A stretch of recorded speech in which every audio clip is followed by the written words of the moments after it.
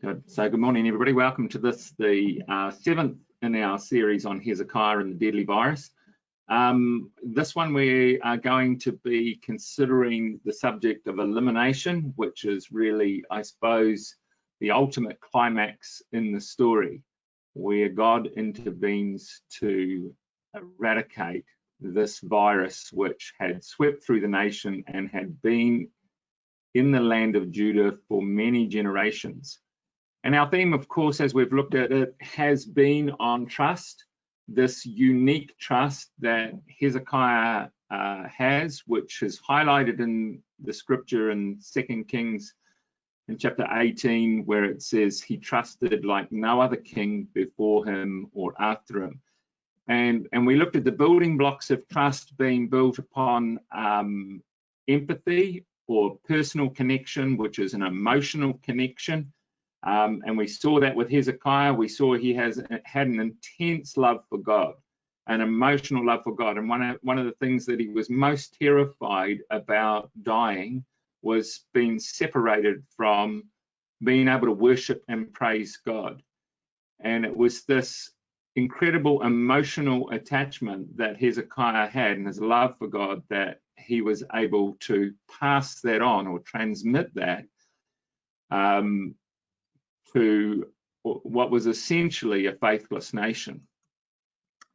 The other building block was logic, and we see this coming out time and time again in Hezekiah's life. He was well researched.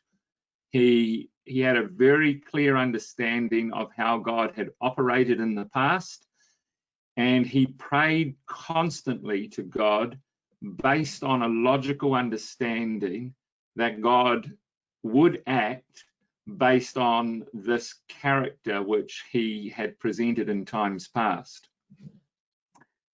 And the other building block we saw is this aspect of authenticity.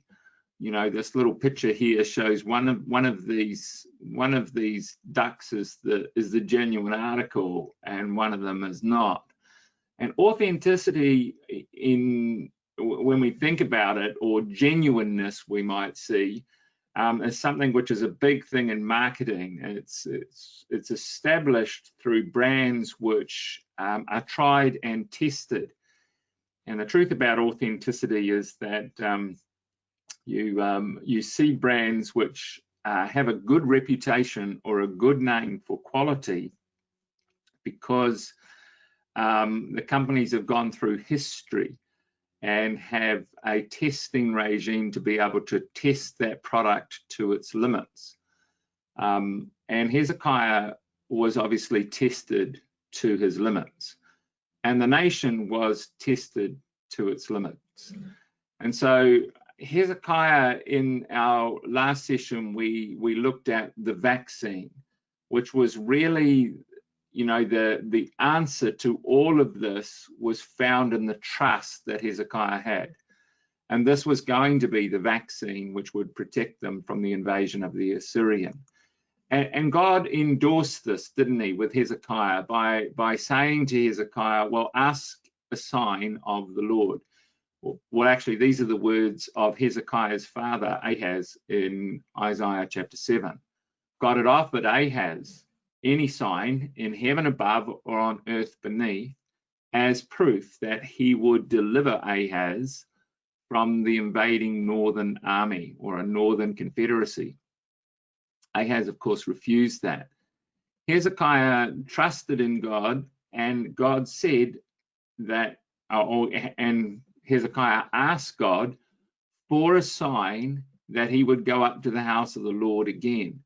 And God, of course, gave him that sign, which we looked at, which was all about the shadow, the sundial of Ahaz, which was somehow a dial which was projected on the steps of the temple and would indicate the time of the day. So it was their clock that they had back in the day.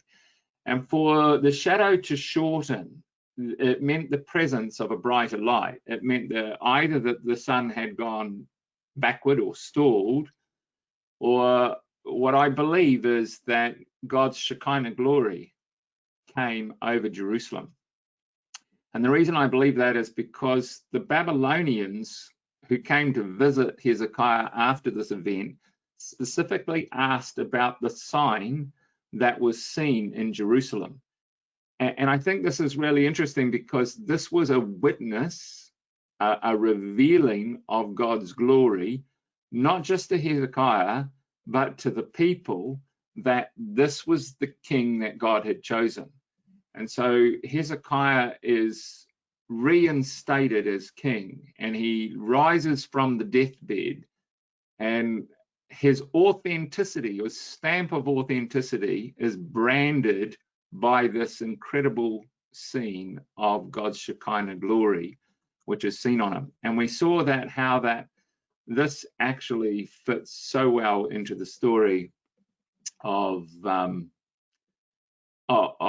the Lord Jesus Christ, because the two things that are revealed in 2 Kings chapter 20 as symbols was that of the fig and that of the shadow, or the glory of God being revealed.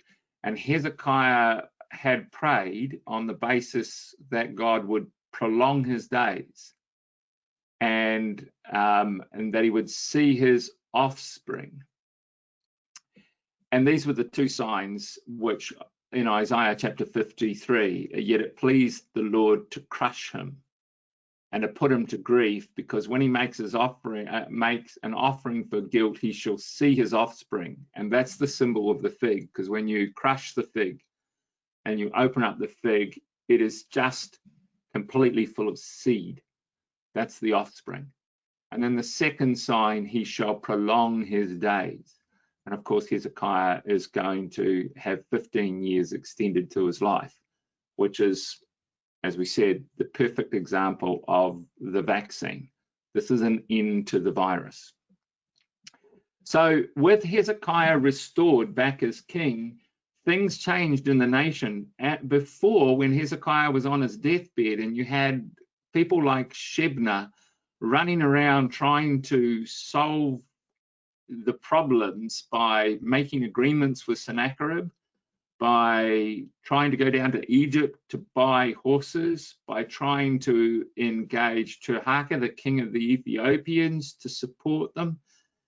They tried everything possible from a human perspective to defend against the Assyrian. With Hezekiah back, you'll find when we come to the record, and we're going to be looking, I guess we could either look at the Isaiah record or the King's record, which are the most detailed of the climax of Sennacherib's invasion, but we'll look at the King's record. So if you go to 2 Kings chapter 18 and 19 is going to be our focus this morning. And when this climax comes, you find that when Sennacherib sends Rabshakeh, his spokesperson, down to Hezekiah, there is a real restoration to the trust and the security that had existed years earlier when Hezekiah had encouraged the people, and it says, and they stayed or trusted themselves on the words of Hezekiah. So when this climax actually comes, you see a city that is a strong city, a city that has foundations in God. And so when the flood finally comes, they are now strong, they're united. And the reason they're united is because their king is in their midst, and he's risen from their deathbed, and God has revealed or given his stamp of authority or authenticity through the sign of the Shekinah glory. So the Assyrian comes down like a flood into the land. And when you look at this history, we find that as you come to the story of 2 Kings chapter 19, there's an amazing amount of history that you can find in the story of Sennacherib and the story of all the history of Sennacherib, and they're found in the British Museum. This is a 12-meter relief which is in the British Museum, and they're taken from within Nineveh.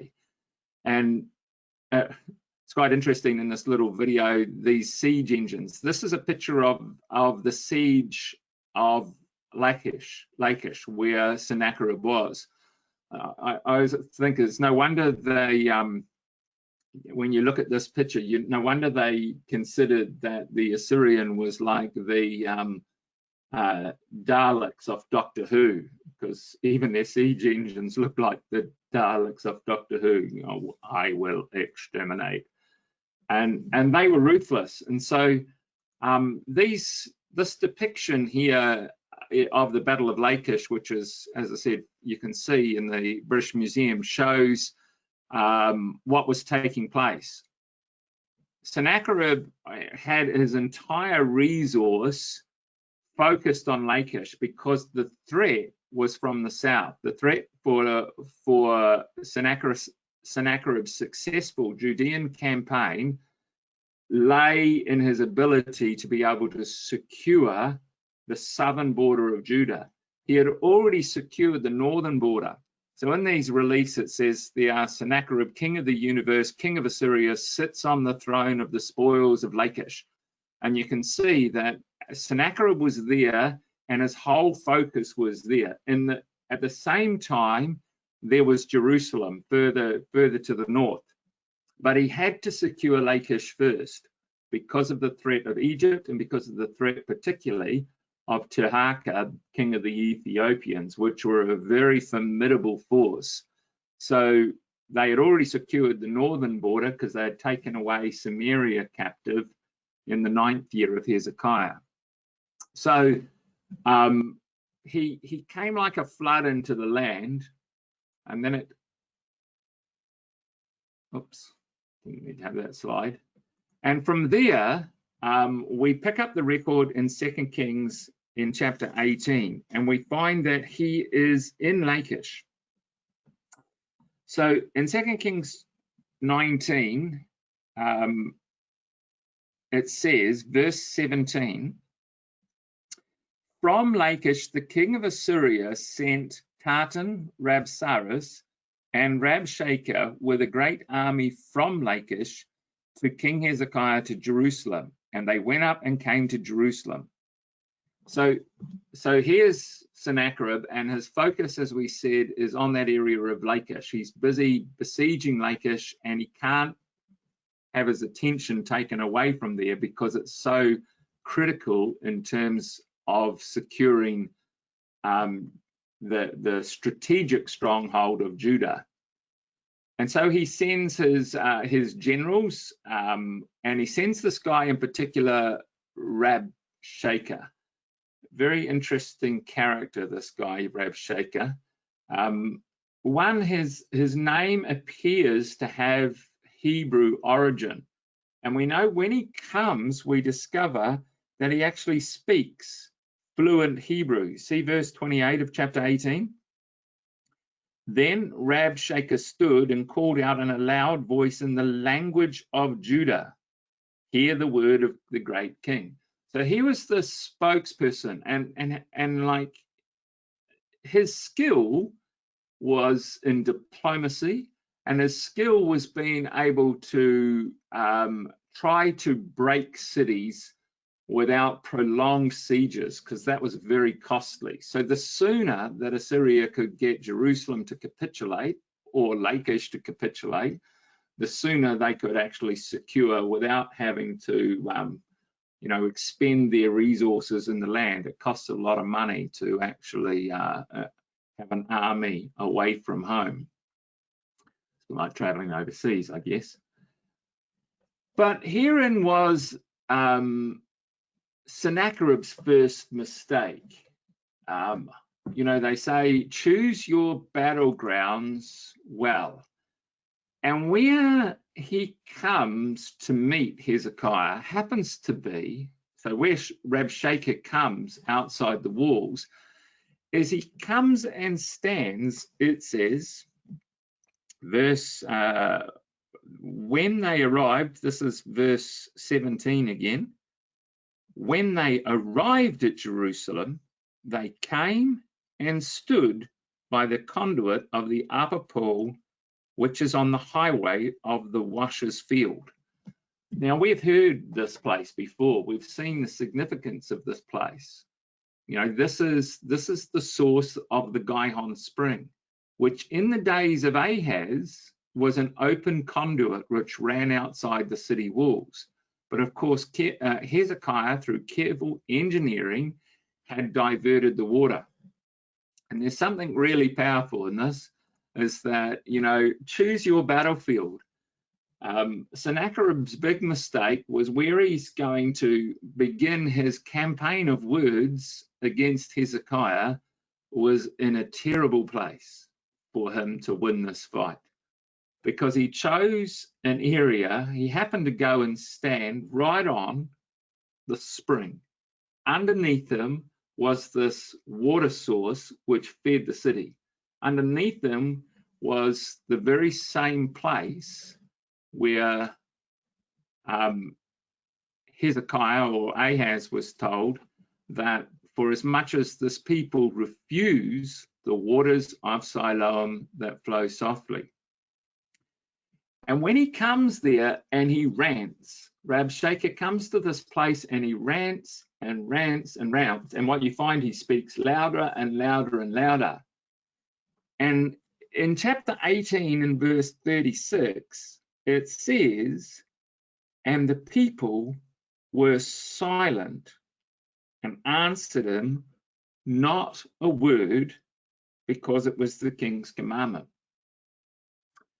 They didn't say anything. They didn't respond to any of the rants. And trust me, when you look at Rabshakeh's rants, they were carefully calculated to engender fear. Some of his words, if you look through from verse 28, he stood and called out in a loud voice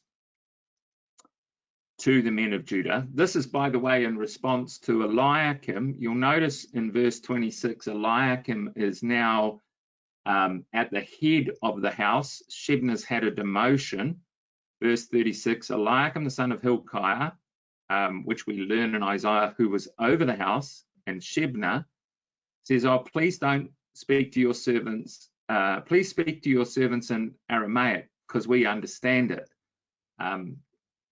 And he turned around and says, I wasn't sent to speak to you. I was sent to speak to everybody on the walls so that I would engender fear in them. So he's open in terms of what his strategy is. He is there trying to engender fear and rave at the people on the wall. And so he says to them, hear the word of the king, verse 28, thus saith the king, don't let Hezekiah deceive you. He will not be able to deliver you out of my hand. Don't let Hezekiah make you trust in the Lord. Verse 31, do not listen to Hezekiah. Come and make peace with me. Every one of you will sit under his vine and under his fig tree, and none will make him afraid. And he speaks kingdom language. He says, look, if you come to me, I'll take you to a land flowing with milk and honey. You'll sit under a vine and under a fig tree. And this is interesting, isn't it? It's like, you know, here's an example of the arm of the flesh, which promises the kingdom now, which is exactly what Rabshakeh is doing. And in this calculated taunt, Hezekiah tells, or has commanded the people, as we said in verse 36, don't say a word. And I think there's really good reason for this. Come back to Isaiah chapter 7. Remember where Sennacherib or Rabshakeh is standing. So when you come back to the story of Isaiah chapter 7, where this all began with the story of Ahaz, and it says, In verse 3, God said to Isaiah, go and meet Ahaz with Shear-Jashub your son at the end of the conduit of the upper pool by the highway of the fuller's field. Meet him in that location and say to him, be quiet. Be quiet. Do not fear. Don't say anything, Ahaz, because what it says is that verse 2, when it was told that there was this northern confederacy, verse 2, when the house of David was told that Syria is in league with Ephraim, the heart of Ahaz and the heart of the people shook like trees of the forest. He had a bout of tachycardia. Now, Dad will know all about that. All of a sudden, he went into heart palpitations, and his heart started to shake like trees of the field, and he was distressed and unsettled, and they began planning what they were going to do. And God's response was, shh, shh, be quiet. Don't say anything. Do not fear, and don't let your heart faint. So he's standing right there. Now Hezekiah has chosen his words very careful to the people. When Rabshakeh comes and has a rant and a rave, he's standing in the same spot. This is the waters that flow softly. Quietly underneath Rabshakeh's feet were these waters which flowed gently into the city. So stand still, trust against the rage. And as Rabshakeh taunted against Hezekiah, as we come back to this record, Hezekiah remained quiet and he remained faithful to his God. So when you come back to this story, you'll see in 2 Kings chapter 18 and 19, there's three attacks, if you like, that come from Sennacherib verbally towards Hezekiah to try to get them to capitulate. And each time Hezekiah goes back to Isaiah. He takes this back to God. And the climax really comes in chapter 19. So what happened was Rabshakeh in verse 8 returns, and he can't get the people to capitulate, no matter what he does, no matter how he tries. So he returns to Assyria and finds Sennacherib at Libnah. Now that's because history tells us that Sennacherib's campaign against Lachish was successful, and he actually took the city. So whilst Rabshakeh was down there trying to get Hezekiah to capitulate, he moved on to Libnah, and he was warring against Libnah. And again, then in verse 9, he heard how that Tirhakah, king of Cush, this is the king of the Ethiopians, had set out to fight against him. So now he panics, because now comes the southern force of Ethiopia coming up from the south, like the king of the south against the king of the north. And the king of the south is coming, and Jerusalem's right smack in the middle between these two powers. So he sends a letter, and here's his second mistake. So one is choose your battleground carefully, because he didn't make a good choice, and then don't pick on the wrong person, because when he sends the letter back, the whole focus changes from an attack on Hezekiah to attack on Yahweh. And it's really interesting, because I believe when Rabshakeh came down, Sennacherib couldn't understand it. He could not comprehend this incredible trust that existed in the city. We know why, because God had obviously delivered Hezekiah. But he didn't understand that. He thought it was all their king. that if you take away their king, the city would suddenly fall. But as Rabshakeh came back, he came back with the message that Hezekiah has made the people trust in Yahweh. They are trusting in God, and that's their weakness as far as Sennacherib was or Rabshakeh was concerned. If we can break their trust in Yahweh, the city will fall. So the letter comes back and it's calculated. And this letter comes back and says, behold, verse 11, you have heard what the kings of Assyria have done in all the lands, devoting them to destruction. And shall you be delivered? Have any of the gods of the nations delivered them? And the nations of my fathers destroyed? Gozan, Hara, Razab, and the people of Eden and Telaza? Where is the king of Hamath, the king of Arphath, the king of Savavan, the king of Hana, and the king of Iva? And so the challenge is now to God. And this is definitely Sennacherib's second mistake. And Hezekiah's response to this is really beautiful. He takes the letter and he takes it up and he takes it into the temple and he lays it out before the altar and he says, well, God, you read it. You know, this is what he's saying to you. So Hezekiah was laying this out and says, you know, this is what he says. And he says, you know, it is true. None of these gods have stood before Sennacherib. He's so powerful. But then again, they're just hunks of wood and metal. So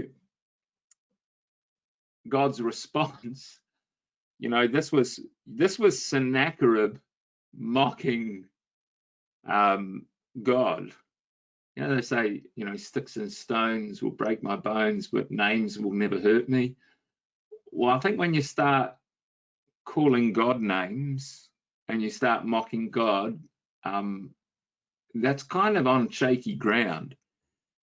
And then God's response is a bit taunting, really, back to Sennacherib. Verse 20. So Isaiah the son of Amos sent to Hezekiah and says, thus saith the Lord, the God of Israel, your prayer to me about Sennacherib, king of Assyria, I've heard. And this is what the Lord has spoken concerning him. She despises you. She scorns you. The virgin daughter of Zion, she wags her head behind you. Now, I like, it's interesting what this picture might be of, but I believe this description which God is giving is that there outside Jerusalem, you had the massive power of the Assyrian army, 185,000 chief officers. So I don't know how big that army was, but you can imagine they were probably standing 200 or 300 deep all around the city walls. It would have been a terrifying experience. And inside Jerusalem, there was just a handful or just a remnant. And when any city is besieged, the most terrifying, you know, thing that happens, of course, is the pillaging of the city and what happens to the young virgins, the daughters that are taken as spoil. It's what appears in Zechariah chapter 14, when the city is taken again in the future. Jerusalem shall be taken, half the city shall go into captivity, and it specifically mentions, and the woman will be raped. And so, you know, there was the most terrified of anyone in a siege would have been the young girls. They would have been the most scared because they were the most vulnerable. And God's using this picture. The virgin daughter of Jerusalem is laughing. She's laughing at you. She's not afraid. She's laughing at you. She's wagging her head at you. And it's a picture of just the fact that the strength of trust that was existing in the city. Verse 22, who have you mocked? Who are you reviling against? You've raised your voice and you've lifted up your eyes to the heights against the Holy One of Israel. You've made a big mistake. and your messengers have mocked the Lord. And so you get this beautiful poetic picture about how that, God says to Sennacherib, you've come up with your chariots, you've come up against Lebanon, you've chopped down the trees, and you thought you're so powerful. But God says, haven't you read? Didn't you know that I ordained this of old? I gave you that power. I made you who you are, and you're nothing. And so then he says to Hezekiah, and this is the response back, that he will hear a rumor, and because of this, I'll put a hook in his jaw and I'll pull him back by the way he came, and he will die by the sword in his own land. And we talked about this in our prophecy seminar. That was an ignominious death. He was slaughtered by his own children. And so the great warrior that, always wanted to die in glory in battle died in shame. And it says he died in shame. And God says to Hezekiah that he would defend, and the Assyrian would fall by a sword, not of man, and a sword not of man shall devour him. And this is one of the keys to prophecy. When we look at the cycle of prophecy, is that when God stands in judgment against the northern invader, it's always by miraculous power. And it's interesting that Isaiah chapter 31, just for a moment, come back to Isaiah chapter 31, where this quote comes from. It is in the heart of the story of Hezekiah.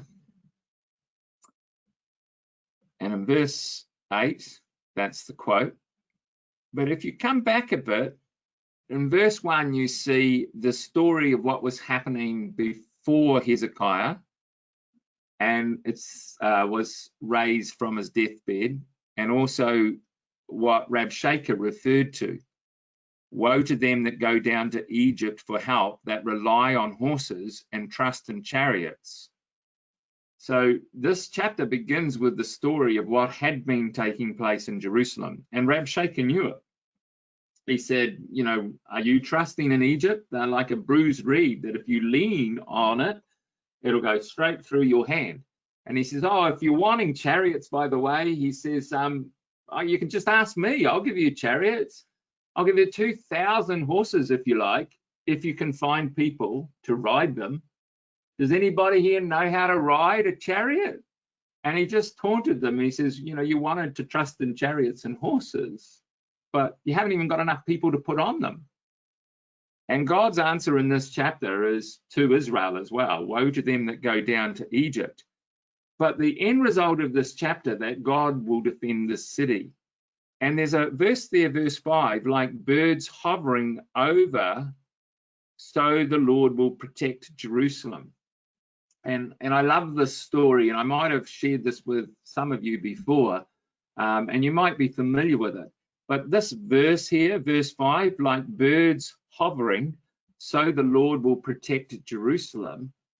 This is a story where there's a book written by this guy Adams as Birds Flying, and it's the story of when General Allenby took Jerusalem in the First World War, entered into Jerusalem in the First World War, where the Turks had occupied that area. And Allenby was a very religious man, and he read his Bible every day.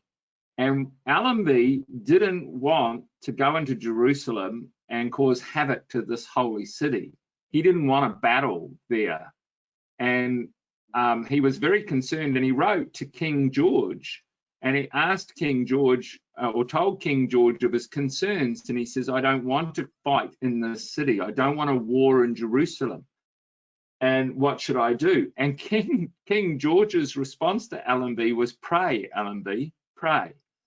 So Allenby apparently prayed, and he was led in prayer by God's Spirit to this quote in Isaiah chapter 31.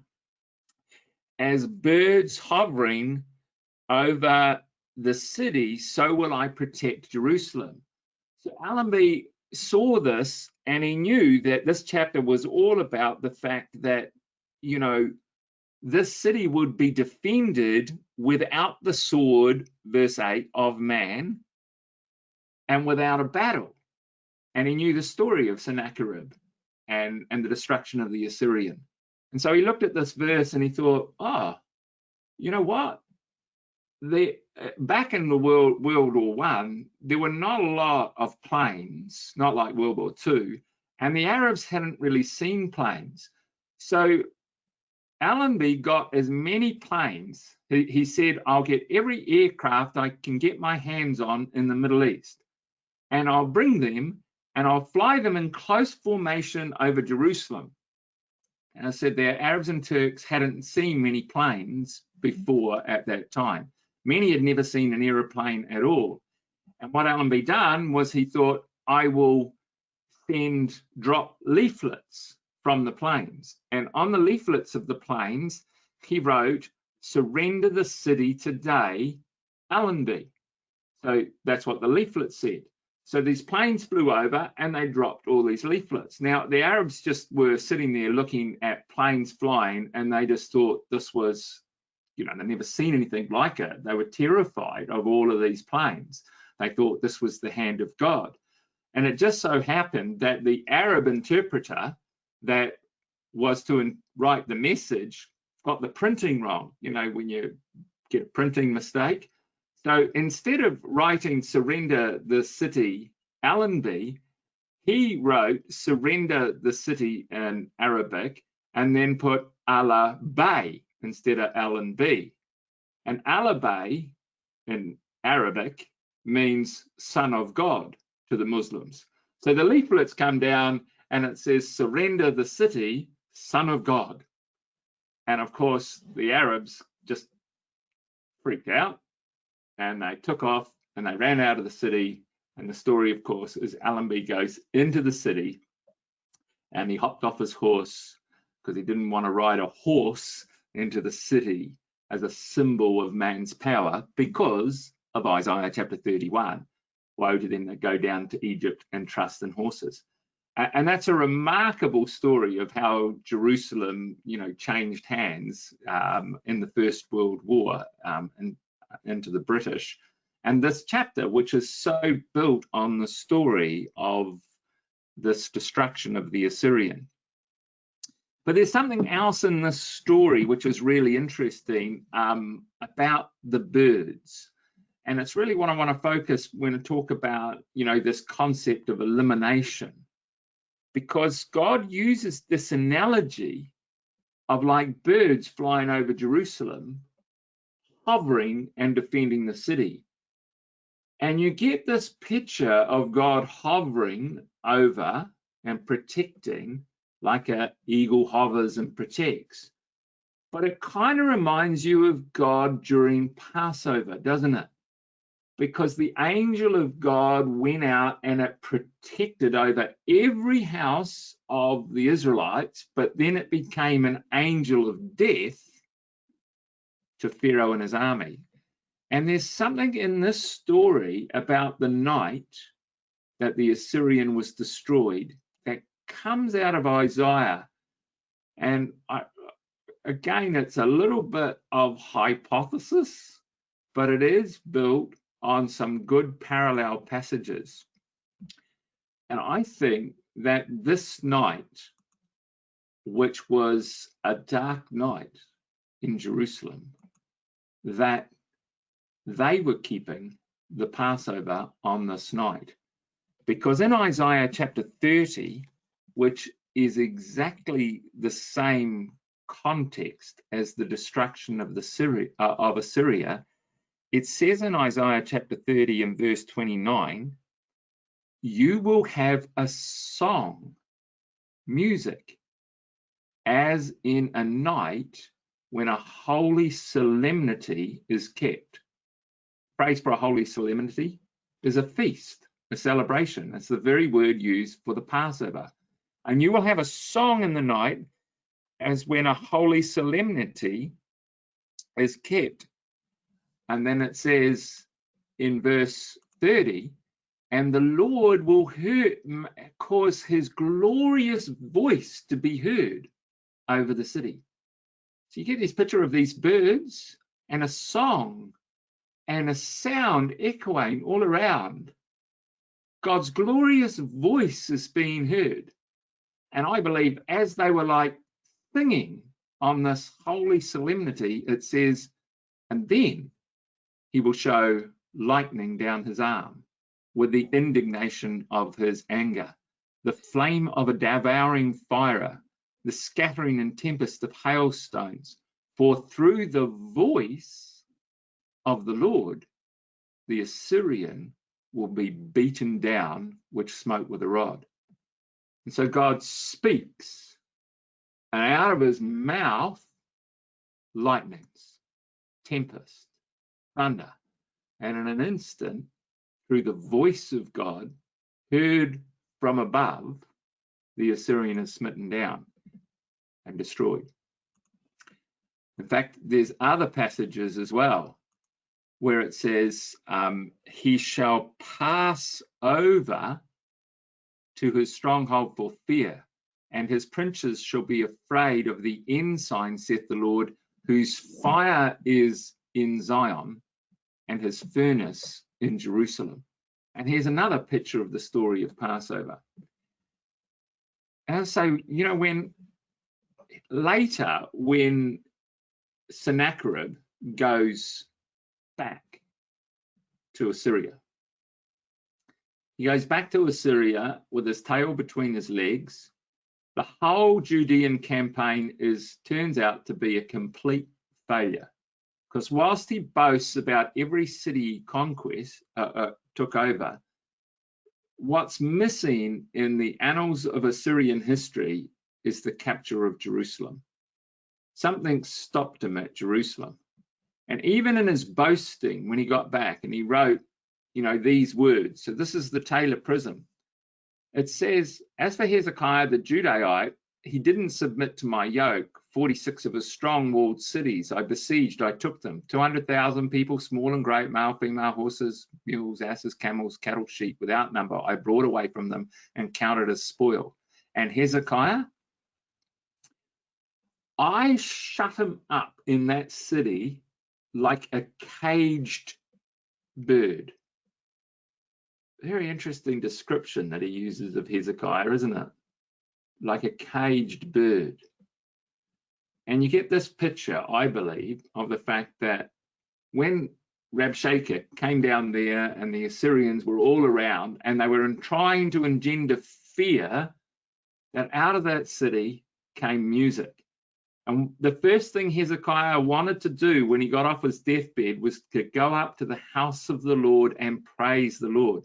Hezekiah was an incredible musician. He was the one that organized or reorganized the choir as it was in the days of David. And I believe they were celebrating a Passover and they were singing. And it was like these beautiful, beautiful music was emanating from the city. And never had the Assyrian experienced such a thing when they had besieged city after city after city. And instead of music, there were screams and fears and crying and bitterness. Instead of that, from the city, there was a song. Come to Isaiah chapter 26 for a minute. One of my favorite quotes is Isaiah chapter 26. Verse 1. In that day, this song shall be sung in the land of Judah. We have a strong city. He sets up salvation as walls and bulwarks. Open the gates that the righteous nation, which keeps faith, may enter. You will keep him in perfect peace, whose mind is stayed on you, because he trusts in you. Trust in Yahweh forever, for in the Lord God is an everlasting rock. So there's the song that's in the city. So, by the way, the Taylor Prism goes on to say, and I think this is quite fascinating, prior to Hezekiah's recovery, there's a little indication of some of the other things that had been going on when it says, as for Hezekiah, his terrifying splendor of my majesty overcome him, and the Arabs and his mercenary troops, which he had brought in to strengthen Jerusalem, and his royal city deserted him. That's interesting, isn't it? The Arabs and his mercenary troops, which he had brought in. And I think that was under Shebna. That was one of the other plans that they had. So not only did they go to Egypt to buy horses, not only did they take the gold off the temple to give to Sennacherib to try to buy him off, not only did they try to get Tirhakah to help them, they also brought in Arabs and mercenary troops to try to strengthen the city. It's interesting, isn't it, when you think about, you know, where the power source of Nineveh is today. You know, up there, Mosul, that's where we find Nineveh today. Nineveh was one of the most glorious kingdoms ever. It sits right at the top of northern Iraq and into the top part of Iran. It's that area of the powerhouse of the Sunni kingdom. It's really interesting that right now in Israel or in the Middle East, America is withdrawing its power and influence in the Middle East. And it's leaving Israel completely isolated and vulnerable. But not just Israel, the southern states, Arab states, are terrified of America's withdrawal out of that area because of the power and influence of Iran. And so they are making agreements, normalization agreements. There's now been 4 states that have signed normalization agreements with Israel. And then there's another one that's just about to do it, which happens to be that area of Ethiopia or Sudan, where Tirhakah, king of the south, is also about to make an alliance with Israel. So you now have, or will have very shortly, and Saudi Arabia looks like it's going to follow, 5, maybe 6 southern Arab nations making an alliance with Israel because they are terrified of the northern invader. Because Assyria, where Assyria came from, up from the Fertile Crescent from the south, around and down from the north. And Assyria sits there where the king of the north was and invaded from the north. So these southern kingdoms are making agreements with Israel right now for normalization. Isn't that interesting? And all the glory of Nineveh, of Sennacherib's power, this is it today. So that's Nineveh. That's Mosul today, because ISIS went through and tried to destroy everything from it, and it's been left to ruin. And the story, of course, you know, God brought this incredible power to nothing. And it took him the entire army host of heaven to do that. 10,000 times 10,000, didn't it? No. To deal with this problem that the whole of the kingdoms all around the Middle East were terrified of and afraid of, God just used one angel. And it didn't take him months to sort it out. It took him one angel, one night. And in that moment, bang, that was it. It was all over. Elimination in one night by one angel. And in that process, you have this incredible picture or this story of Sennacherib, like a bird shut up in Jerusalem, a city. And Sennacherib saw it like a bird cage, caged bird. And he had Hezekiah shut up there, and this stupid canary just kept tweeting and chirping, happy, happy as Larry. And he said, like, I shut him up like a caged bird because there was just music coming out of that city all the time because the people were singing and praising. and worshiping God. And this is Sennacherib, who's writing this back in Nineveh when he's returned home. And at the same time as he's doing this, Hezekiah is putting together the Songs of Degrees. And in the Songs of Degrees, in Psalm 124, it says, our soul has escaped like a bird from the snare of the fowlers. We're like a bird set free. The snare is broken and we are escaped. Let go, free. Don't you think that's amazing that Zach was talking about serendipitous moments? Hezekiah would have had no idea what Sennacherib was writing when he was, writing out the Taylor Prism and writing the history of that campaign and saying that Hezekiah was like a caged bird shut up in Jerusalem. And Sennacherib would have no idea that Hezekiah was compiling and putting together the Songs of Degrees, Psalm 120 through to 134, these 15 beautiful psalms. And in the middle of these psalms, Psalm 124 is this picture. In fact, if you really want to have a look at Psalm 124, because I just think it's beautiful in the story of Sennacherib and the Assyrian. So Psalm 124 says, verse 1, if the Lord hadn't been on our side, let Israel say, if the Lord hadn't been on our side, when the people rose up against us, they would have swallowed us alive. And when their anger was kindled against us, and then the flood would have swept us away. Remember what Isaiah says? I'll bring him like a flood to cover the land. And Sennacherib came down into the land and he went up to the very neck, and the flood surrounded. And if the Lord hadn't been on our side, we would have drowned. But then it says, blessed is the Lord who has not given us over as prey to their teeth, but we have escaped like a bird from the fowlers. And there's something interesting, another interesting thing about this story of a bird being set free. There's one other place where you get this picture.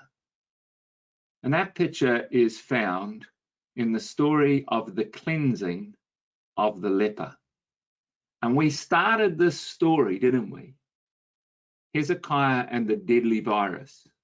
And we saw that it was leprosy that had run through the house of Judah, and it had smitten the king, and it had been passed on to generations, and it was leprosy which Hezekiah had, because he had the boil, and he had been healed of leprosy.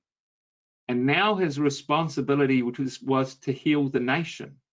He had been purified, and now he was going to cleanse the nation. But in order to cleanse the nation of leprosy, you have to go through this incredible picture.